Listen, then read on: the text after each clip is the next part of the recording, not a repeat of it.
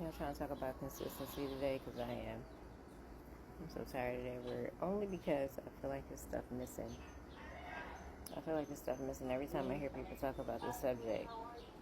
And my question is, how can you get to this standard form of consistency that you hear everybody talk about when you don't even know how to give yourself grace towards the thing that's making you stagnant in the first place? You may not even know how to name the thing that's making you stagnant towards, or what causes a stumbling block towards your consistency. Because the truth about it is, consistency can be applied to anything. Meaning, you can be consistently lazy, you can be consistently active, you can be consistently broke, you can consistently have money flowing in. And if you do not know how to apply it, or what to apply it to, this is where things become difficult to manage. And so I feel like really what the missing piece is being committed to finishing, being committed to uh, responding, giving yourself grace in certain ways, being committed to understanding the steps that are causing you a breakdown instead of a build up. That because once you start to break those things apart, and once you start to not just filter through things to get around them, but work through them so that you can break down the things that's causing a block, then whatever it is that you want to do on a more frequent basis, you'll be able to easily do it because you won't have the blocks anymore. Telling somebody, oh, you need to be consistent, is so annoying. It's annoying to hear over and over and over again. It's like the swing word of the century.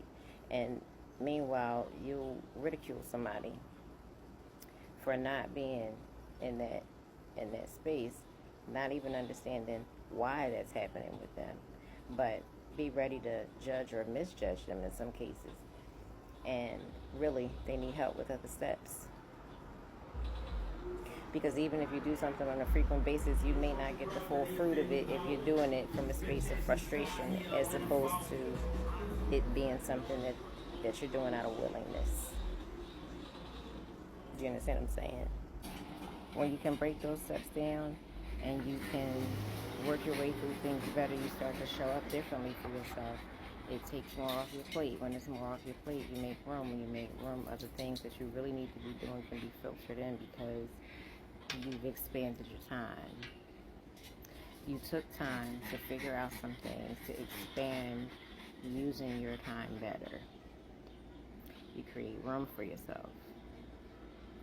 And when you create room for yourself, it gives you a feeling of relief that can invite other things in, especially those things that you really want to do.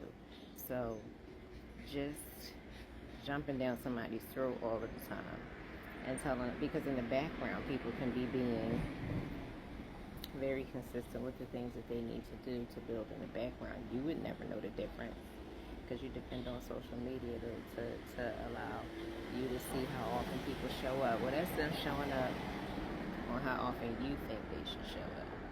But behind closed doors, they are. But this becomes a conversation because enough people aren't keeping up with the way society wants you to.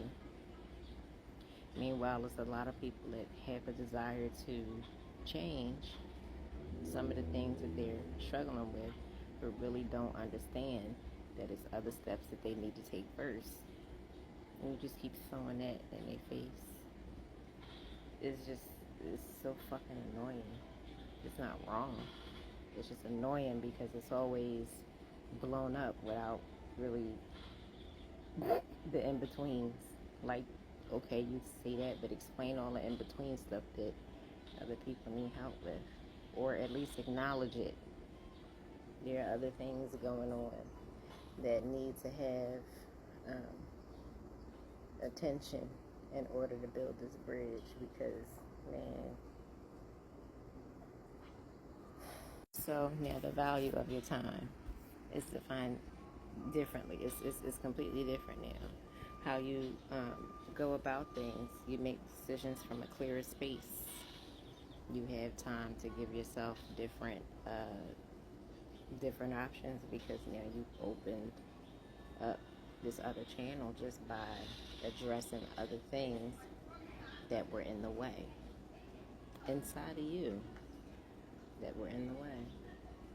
Nobody else put them there, but people who are a catalyst to you that reflect the same energy can point it out in you and hide it being a thing that they struggle with themselves. Would be the first person to tell you that you fucking suck at.